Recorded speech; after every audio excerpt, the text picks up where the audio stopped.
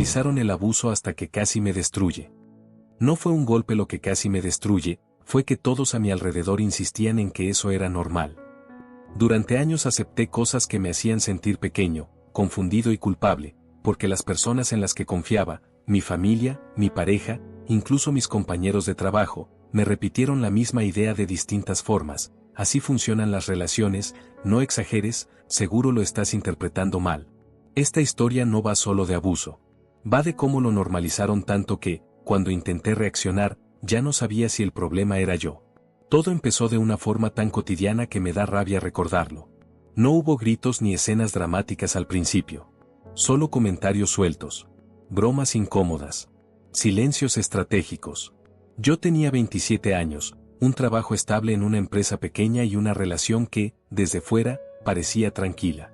Demasiado tranquila. Mi pareja, Laura, era de esas personas que jamás levantan la voz. Y eso, durante mucho tiempo, lo confundí con madurez. La primera vez que sentí algo raro fue una cena con mis padres. Laura corrigió una historia que yo estaba contando, delante de todos, con una sonrisa educada. Dijo que mi versión no era exacta, que yo tendía a exagerar. Mi madre se rió. Mi padre asintió. Yo también sonreí, aunque sentí un nudo en el estómago. Más tarde, en el coche, intenté decirle que me había incomodado. Laura suspiró, me dijo que era muy sensible y que debería agradecer que alguien me ayudara a no quedar mal frente a mi familia. Ese fue el patrón inicial. Cada vez que algo me molestaba, había una explicación lógica de por qué no debería molestarme. En el trabajo pasaba algo parecido. Mi jefe, Marcos, tenía la costumbre de revisar mis informes delante del equipo y señalar errores mínimos. Es para que aprendas, decía. Cuando un compañero nuevo preguntó por qué siempre me tocaba a mí, Marcos respondió, porque él se lo toma bien. Y todos rieron.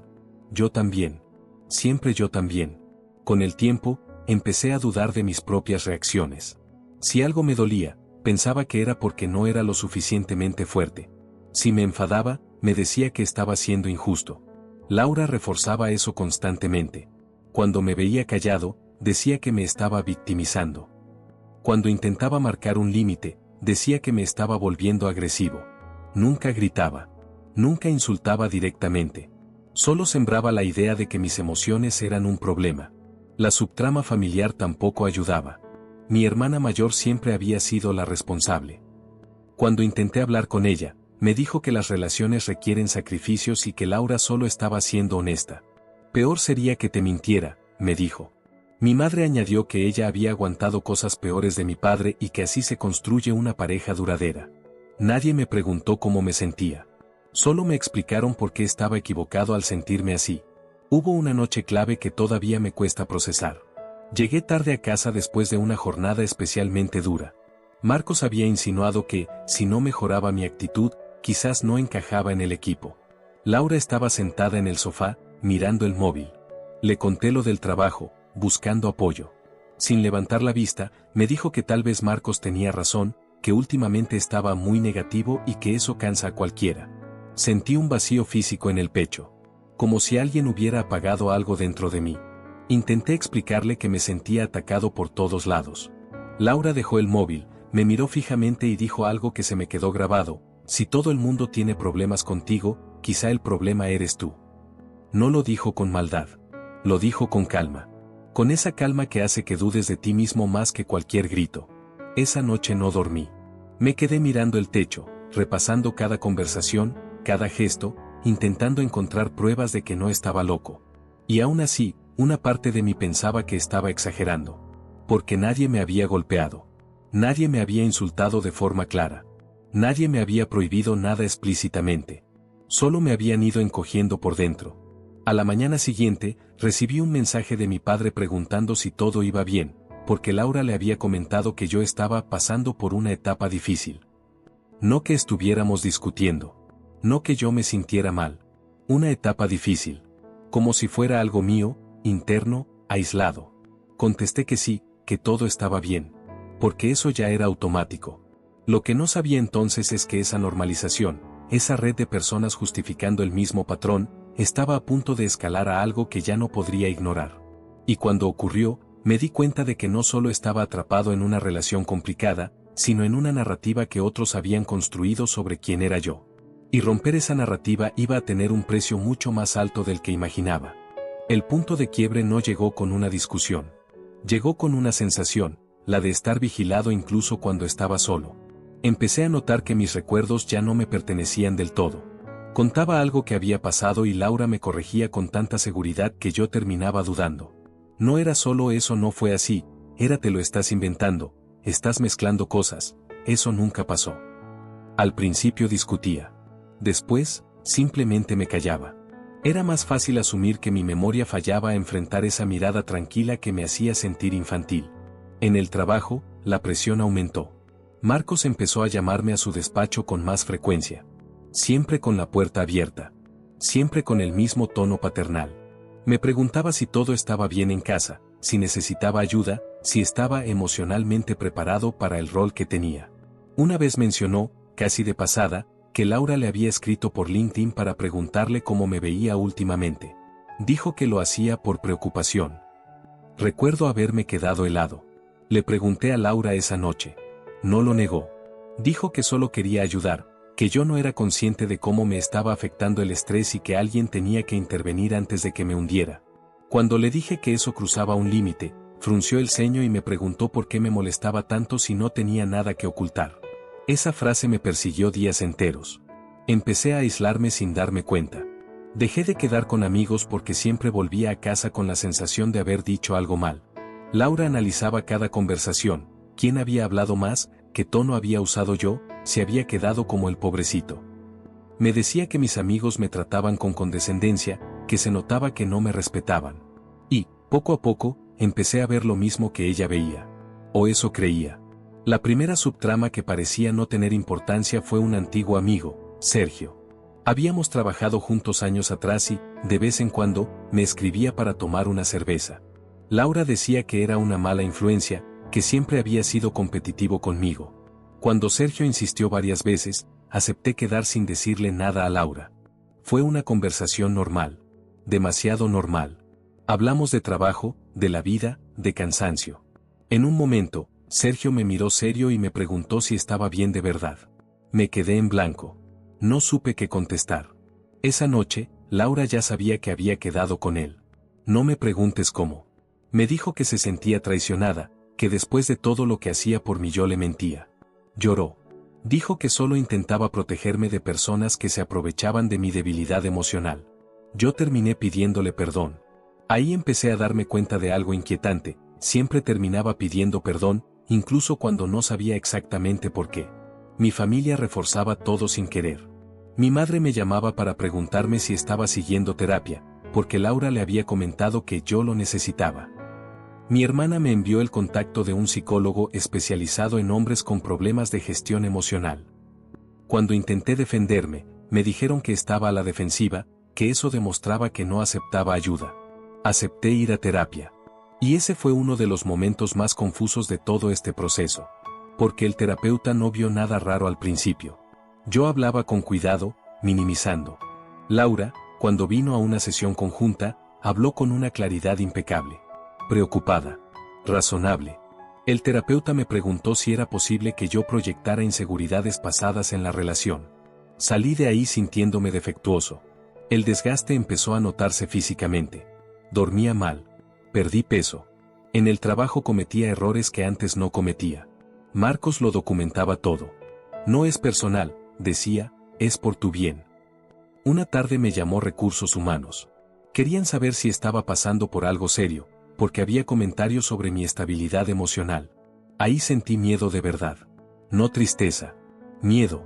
Esa noche, sentado en el baño, con la puerta cerrada, pensé por primera vez que quizás desaparecer sería más sencillo que seguir explicándome. No quería morir. Quería dejar de justificar mi existencia. Me asustó lo claro que se me presentó ese pensamiento. Intenté hablarlo con Laura. Le dije que me sentía al límite. Me escuchó en silencio y luego dijo que eso confirmaba lo que ella llevaba tiempo diciendo, que yo no estaba bien y que necesitaba que ella tomara más control por mi propio bien. Me propuso manejar mis finanzas temporalmente. Me propuso hablar ella directamente con mi jefe. Me propuso llamar a mi familia para alinearnos. Y lo más aterrador no fue que lo propusiera. Fue que una parte de mí pensó que quizás tenía razón. El giro todavía no había llegado. Yo seguía creyendo que el problema era mi fragilidad, que todos los demás solo reaccionaban a eso. No entendía que estaba rodeado de personas que ya habían aceptado una versión de mí que no había elegido. Y estaba a punto de descubrir quién había empezado a construir esa versión desde el principio. La grieta empezó a abrirse por donde menos lo esperaba, un correo que no era para mí. Era viernes por la tarde. Marcos me había pedido que revisara unos archivos compartidos antes de irme. Mientras buscaba una carpeta, vi un hilo de correos antiguos con mi nombre en el asunto. No estaban ocultos. No tenían contraseña. Solo estaban ahí, como si nunca hubiera sido un problema que yo los viera. Al principio pensé que eran evaluaciones normales. Feedback interno. Nada raro. Hasta que empecé a leerlos con calma. Había mensajes de Marcos a recursos humanos hablando de mí como si no estuviera presente. Usaba palabras como volátil, emocionalmente dependiente, necesita supervisión constante. Lo perturbador no era solo el contenido, sino la seguridad con la que lo escribía. Como si ya hubiera un consenso previo. Y entonces vi el primer correo que no encajaba. Era de Laura. No dirigido a mí. Dirigido a Marcos. Fechado casi un año antes, cuando según yo, todo todavía estaba bien. Laura explicaba que yo tenía dificultades para manejar la presión, que a veces distorsionaba la realidad, y que ella estaba preocupada porque eso pudiera afectar mi desempeño. Decía que me quería, pero que necesitaba ayuda externa para que yo no me autosaboteara. Terminaba agradeciendo la discreción. Sentí calor en la cara. No ira todavía. Vergüenza. Una vergüenza profunda, como si me hubieran visto desnudo sin mi consentimiento. Seguí leyendo. Había respuestas de Marcos tranquilizándola, diciéndole que él también había notado comportamientos similares. Que era bueno estar alineados. Alineados. Esa palabra apareció varias veces. Alineados por mi bien. Cerré el portátil. Me quedé mirando la pantalla negra, viendo mi reflejo deformado. Todo encajaba demasiado bien. Las conversaciones. Las dudas sembradas. Las intervenciones casuales. No eran reacciones espontáneas. Había un relato previo circulando sobre mí, y yo llegaba siempre tarde a defenderme. Ese fin de semana no dije nada. Observé. Laura hablaba por teléfono en otra habitación más de lo habitual. Sonreía cuando colgaba, pero conmigo estaba distante, evaluadora. Me preguntaba si había dormido bien, si había tenido pensamientos negativos. Tomaba notas mentales. Yo lo sentía. Llamé a Sergio. Le pedí quedar otra vez. Cuando le conté lo de los correos, se quedó en silencio. Luego me dijo algo que me incomodó más de lo que esperaba: eso no empezó ahora. Hace tiempo que la gente te trata como si fueras frágil. Yo pensé que tú lo sabías. Le pregunté qué quería decir. Me contó que, meses atrás, Laura había hablado con su pareja en una comida. Que había dicho que yo tenía problemas de inseguridad fuertes, que ella me sostenía emocionalmente. Que a veces temía dejarme solo. Nadie lo cuestionó. Sonaba convincente. Ahí entendí la magnitud real del problema. No era solo Laura. No era solo el trabajo. Era una imagen mía circulando sin mí, aceptada porque era cómoda, coherente y venía de alguien que parecía racional. La segunda subtrama empezó a tomar forma cuando revisé mis finanzas. No porque sospechara, sino porque Laura insistía tanto en ordenarlas que quise anticiparme. Descubrí pequeños movimientos que no recordaba haber autorizado. Nada ilegal a simple vista. Pagos, transferencias, ajustes. Siempre con una explicación lógica. Siempre por nuestro bien. Esa noche la confronté. No grité. No acusé. Le mostré los correos impresos. Laura no negó nada. Dijo que lo había hecho por amor. Que yo no veía lo mal que estaba. Que si no hubiera intervenido, quizás ya habría pasado algo grave. Me dijo que yo debería agradecer que alguien hubiera tomado responsabilidad cuando yo no podía. Que eso era una pareja. Por primera vez, no me disculpé. Le pregunté cuándo había decidido que yo no era fiable. Me respondió algo que todavía me hiela la sangre, cuando me di cuenta de que, si no controlaba la narrativa, te perdería. Esa frase lo cambió todo. Porque no hablaba de cuidarme. Hablaba de poseerme. Dormí en el sofá esa noche. Apenas dormí, en realidad. Mi cabeza iba demasiado rápido. No sabía si estaba a punto de liberarme o de confirmar que, efectivamente, todos tenían razón y yo estaba exagerando otra vez. El lunes, Marcos me llamó a su despacho. Dijo que había preocupaciones serias. Que se estaba considerando un plan de apoyo para mí. Traducción, vigilancia formal. Documentación. Posible salida. Ahí entendí algo crucial.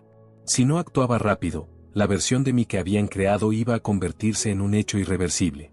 No importaría lo que yo sintiera. Solo lo que ya estaba escrito sobre mí. Y entonces cometí el error, o la decisión, que marcaría el resto de esta historia. El error fue pensar que, si reunía pruebas y hablaba con calma, la verdad se impondría sola. Decidí grabar conversaciones. No por venganza. Por supervivencia. Necesitaba algo que me anclara a la realidad cuando empezaran a decirme otra vez que yo estaba distorsionando todo. Grabé a Laura cuando hablaba de mi estado. Grabé a Marcos cuando insinuaba que mi continuidad dependía de aceptar ayuda. Grabé incluso llamadas con mi madre, donde repetía palabras que claramente no eran suyas. Escuchar esas grabaciones por la noche era perturbador. Porque, fuera de contexto, sonaban razonables. Preocupadas. Bien intencionadas. El abuso no estaba en las palabras sueltas, sino en el patrón completo. En cómo todos hablaban sobre mí, nunca conmigo. El verdadero giro llegó cuando intenté usar esas pruebas. Pedí una reunión formal con recursos humanos. Fui preparado. Cronología clara. Correos impresos. Audios. No acusé a nadie directamente. Solo expliqué que sentía que se había construido una narrativa sobre mi salud mental sin mi consentimiento y que eso estaba afectando mi trabajo. La respuesta fue inmediata y devastadora. Me dijeron que agradecían mi honestidad, pero que mi necesidad de grabar conversaciones sin avisar confirmaba las preocupaciones sobre mi comportamiento. Que eso era una señal de desconfianza patológica. Que entendían que yo lo viviera como una persecución, pero que desde fuera parecía otra cosa. Paranoia. Esa fue la palabra que usaron. Con cuidado, pero la usaron. Cuando salí de esa sala, supe que había perdido. No el trabajo todavía, pero la credibilidad. Cualquier paso que diera a partir de ahí sería interpretado bajo ese prisma. Esa misma tarde, Laura ya lo sabía todo. Marcos se lo había contado. No me preguntó cómo había ido. Me dijo que estaba decepcionada, que había roto la confianza de personas que solo querían ayudarme. Que ahora sí estaba preocupada de verdad. Esa noche, por primera vez, fue ella quien amenazó con irse. Dijo que no podía cargar con alguien que no aceptaba su realidad. Que si seguía así, tendría que protegerse. Y ahí ocurrió algo que todavía me cuesta admitir. Sentí pánico ante la idea de que se fuera.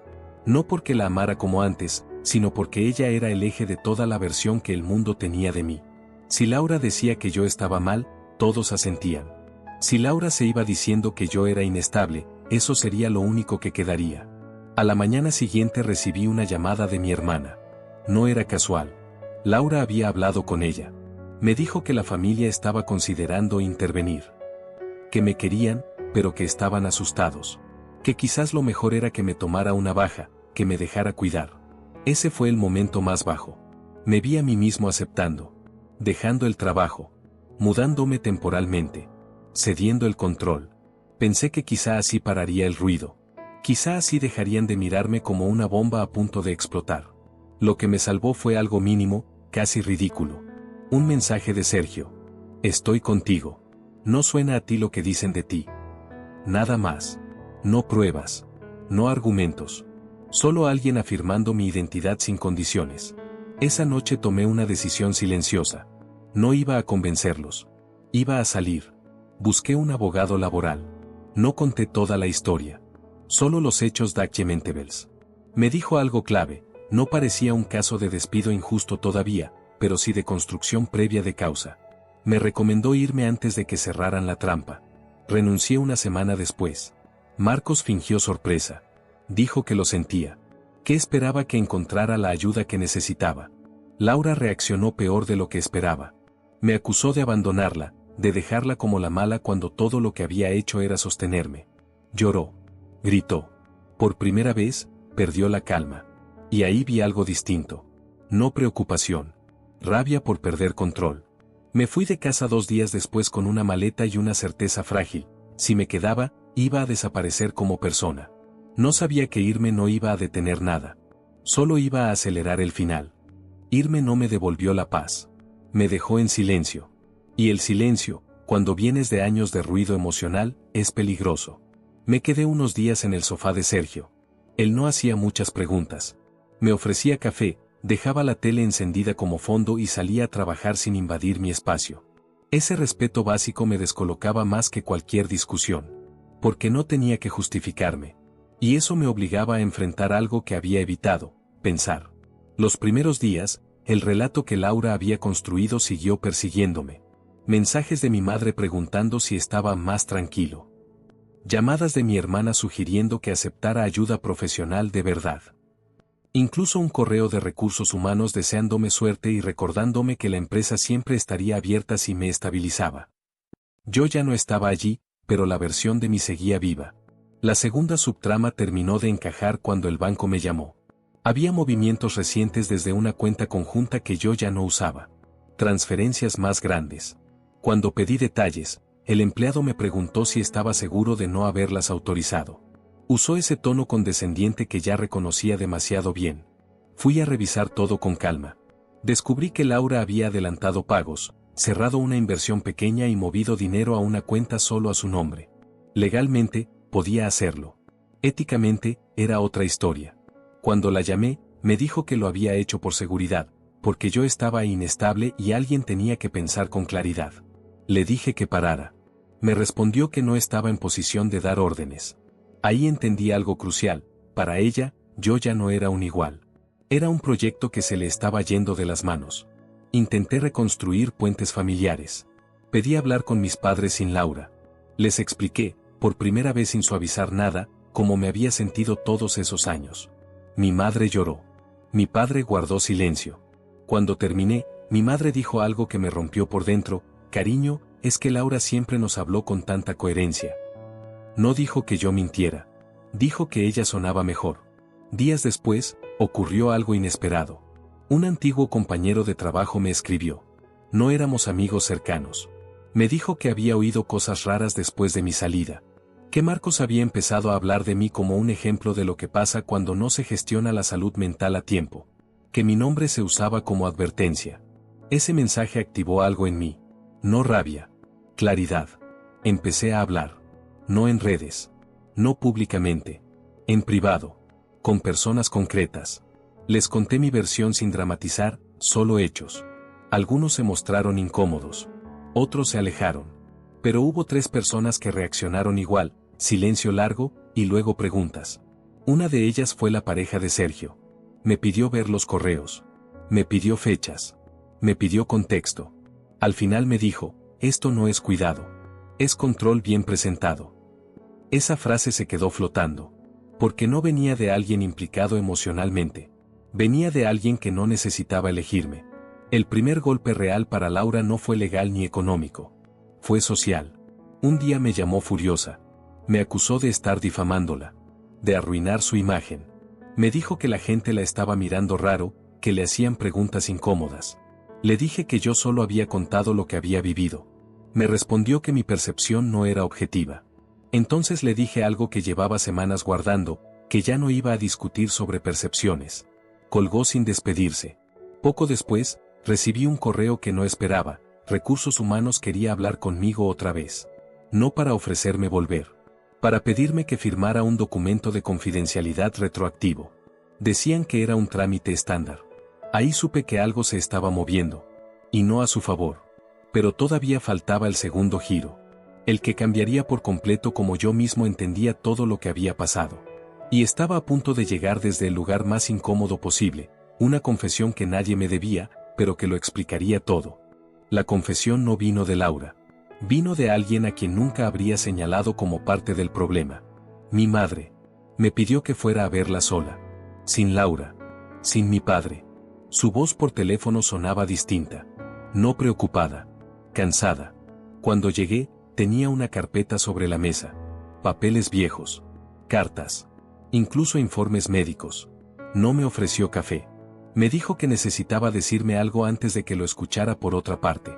Ahí llegó el segundo giro. Años antes de que yo conociera a Laura, cuando todavía vivía en casa, había tenido un episodio de ansiedad fuerte. Nada grave. Un ataque puntual durante la universidad. Fui al médico, me recetaron algo suave, y seguí con mi vida.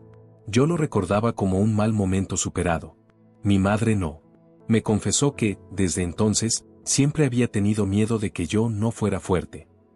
Que cuando Laura apareció tan segura, tan estructurada, tan capaz de manejarme, le dio alivio. Que cuando Laura empezó a expresar preocupaciones sobre mi estabilidad, eso encajó demasiado bien con sus propios miedos. Y entonces dijo la frase que lo cerró todo. Yo ayudé a que te vieran así. Me explicó que había hablado con Laura muchas veces. Que compartió detalles que no eran suyos para compartir. Que cuando Laura se acercó a Marcos, no lo vio como una traición, sino como una protección extendida. Una red. No conspiraron en una mesa. No planearon destruirme. Pero validaron la misma historia una y otra vez, hasta que dejó de parecer una opinión y se convirtió en un hecho. Yo no estaba allí para defenderme.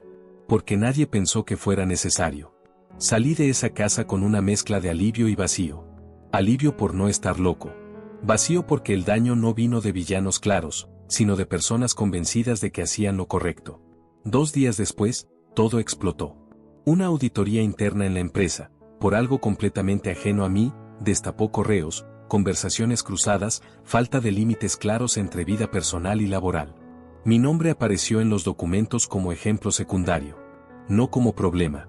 Como consecuencia. Marcos fue apartado temporalmente. Recursos Humanos me escribió de nuevo. Esta vez el tono era distinto. Querían saber si estaría dispuesto a tener una conversación aclaratoria. No para que volviera. Para entender. No acepté. Laura intentó contactarme esa misma noche. Llamadas. Mensajes largos. Cambió el discurso. Ahora decía que todo se había salido de control. Que nunca quiso que llegara tan lejos. Que había sido malinterpretada. Le respondí una sola vez.